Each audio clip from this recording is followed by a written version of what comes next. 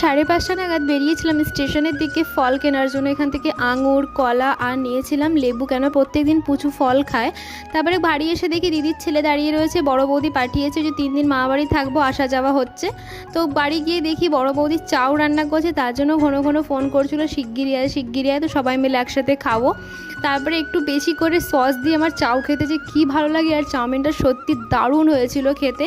আমি সবসময় একটু সসটা বেশি নিয়ে খাই। তারপরে চলে গেলাম নিচের ঘরে, সবাই মিলে একটু গল্প করছিলাম। তারপরে প্রচুর এই খেলনা নিয়ে আমি একটু খেলতে বসলাম। সেই ছোটোবেলার দিনগুলো মনে পড়ে গেল, আগে আমার কাছে ওই খেলনাগুলো ছিল। সত্যি আমি কি তাড়াতাড়ি বড় হয়ে গেলাম, কেনই বা বড় হলাম, আগের দিনগুলো সত্যি খুব ভালো ছিল। তারপরে এখানে আমরা সবাই মিলে খেলছিলাম লুডো। সেই হেরো পার্টি আমি সবসময় হেরেই গেলাম। তারপরে উপরে চলে গেলাম, রাতে ডিনারটা সেরে নিলাম। টক ডাল ছিল, আলু পোস্ত ছিল আর আলু ভাজা ছিল। ব্যালকনিতে দাঁড়িয়ে একটু হাওয়া খাচ্ছিলাম, তারপরে চলে আসলাম ঘরে। তো আজকের মিনি ব্লগটা এই পর্যন্তই থাকলো, আবার দেখা হবে, তাহলে আসি, টাটা।